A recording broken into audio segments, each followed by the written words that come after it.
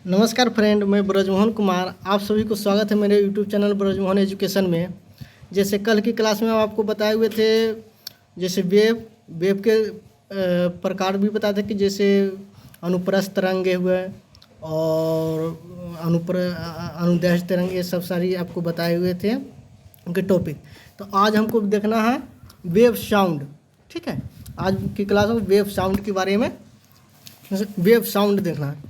तो web sound में आप यदि मेरे चैनल पर नए होइएगा, लाइक सब्सक्राइब जरूर कीजिएगा। कोई भी आपको टॉपिक नहीं समझ में आए, आप एक बार कमेंट जरूर कीजिएगा और वीडियो को जो है आप रोक रोक के देखिएगा, अच्छे तरीके से समझ में आएंगे। ठीक है, मैं अपनी बता रहा हूँ। देखिए, साउंड वेव को हम ध्वनि तरंग कहते हैं। ठीक है, ध्वनि तरंग यह एक अनुदैर्ध्य तरंग है।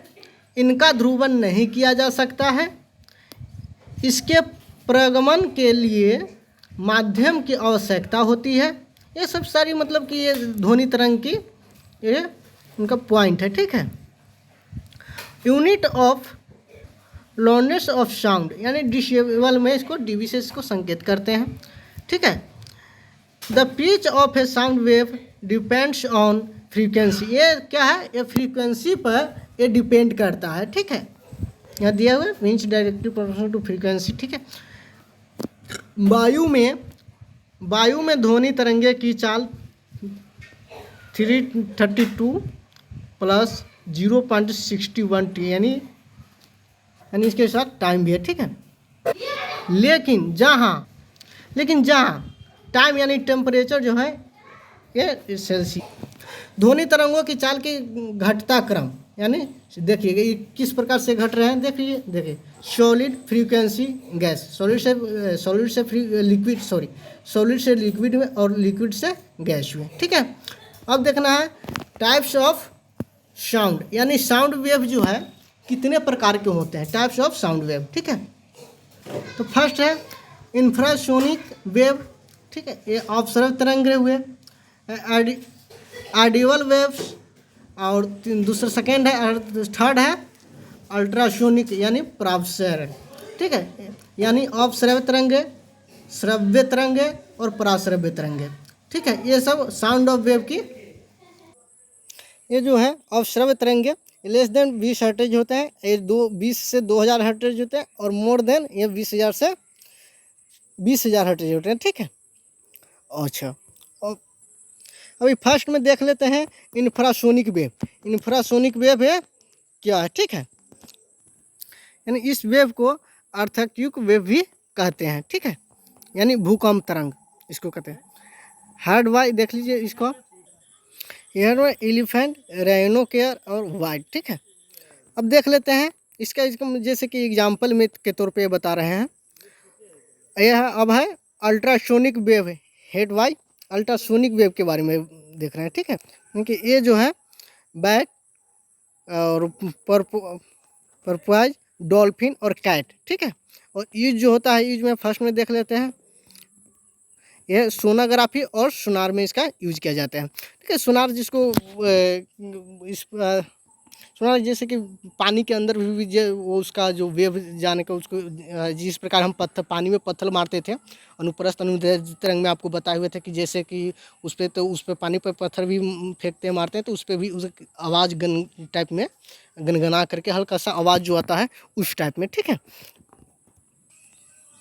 हम देख लेते हैं गैस माध्यम में ध्वनि के चाल को प्रभावित करने वाले कारक ये कौन कौन से कारक है। ठीक है, माध्यम का घनत्व। ठीक है, माध्यम का घनत्व यानी speed of sound directly proportional to 1/, density of the medium. ठीक है, ये मीडियम में है। तो यहाँ देख लेते हैं ये साउंड जो है एक हाइड्रोजन है और दूसरा जो है हीलियम है। ठीक, हाइड्रोजन माध्यम में ध्वनि तरंगों की चाल हीलियम माध्यम में ध्वनि तरंगों की चाल की अपेक्षा अधिक होती है। ठीक है, अब देखते हैं ह्यूमिडिटी यानी आर्द्रता। ठीक है, आर्द्रता इसमें लिखा है वायु में उपस्थित जल वाष्प की मात्रा को आर्द्रता कहते हैं। वायु में जो जल को वाष्प होती है तब उसके क्या कहते हैं, आर्द्रता कहते हैं।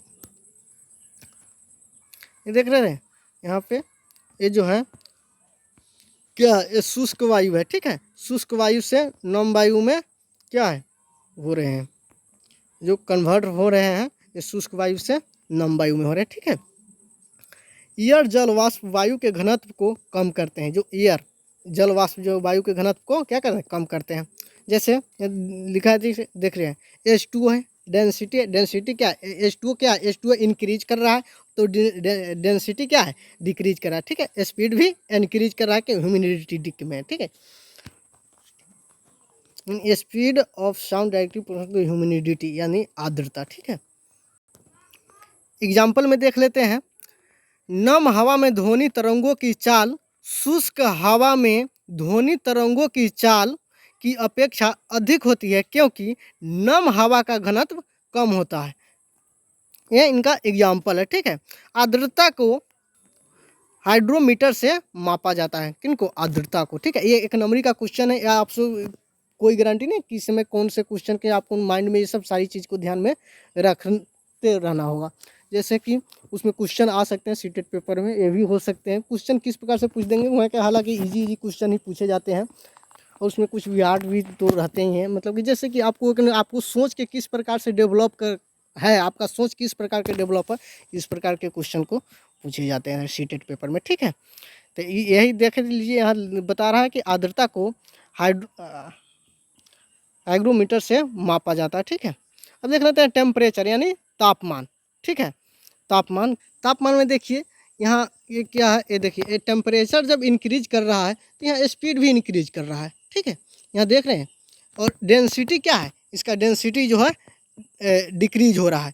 ये जो है ऊपर ये जो निशान है, ये इंक्रीज का है, ये इंक्रीज का है, और ये जो है ये डिक्रीज का है। ठीक है, तो इसमें जो है टेम्परेचर जब इंक्रीज कर रहा है तो स्पीड भी इंक्रीज होगा, लेकिन डेंसिटी जो है डिक्रीज होगा। अब देखने लिखा है speed of sound wave directly proportional to root यानी टेम्परेचर यानी तापमान। ठीक है, यानी ध्वनि के चाल में। अब नोट में एक बार देख लेते हैं नोट क्या कह रहे हैं। ठीक है, नोट में है ध्वनि तरंगों की चाल दाब और आवृत्ति पर निर्भर नहीं करती है। यानी क्या है, ध्वनि की जो तरंग है वो दाब और चाल की आवृत्ति पर निर्भर नहीं करती है। देख लीजिए sonar, sound navigation and ranging use में देखिए डूबी हुई वस्तुओं को पता लगाने में सोनार का उपयोग किया जाता है। जो पानी में कोई भी चीज़ खो जाते हैं या कोई चीज़ इसमें चले जाते हैं तो उस सोनार के माध्यम से पता लगाते हैं। ये सब सारी बात हम लोग इस चीज़ को जानते हैं। ठीक है, तो सोनार उसी को कहते हैं, जो पानी में डूबी हुई वस्तुओं को पता लगाने में काम करती है। ठीक है, अब देख लेते हैं इको यानी प्रतिध्वनि। इको हम उसको कहते हैं जैसे कि एक बार बोलने के बाद जैसे कि ना, जैसे हेलो बोले तो hello hello hello hello hello, मतलब इस प्रकार से करते जाता है, मतलब आवाज़ को टकराते जाता है। ये एक ही आवाज़ को कई बार बोले जाते हैं, धीरे धीरे कम उसका वॉल्यूम जो है कम होते होते खत्म हो जाते हैं। उनको हम इको कहते हैं। ठीक है, प्रतिध्वनि के लिए 0.1 सेकेंड का समय में अंतर होना चाहिए। ठीक है, प्रतिध्वनि सुनने के लिए न्यूनतम दूरी देख लेते हैं।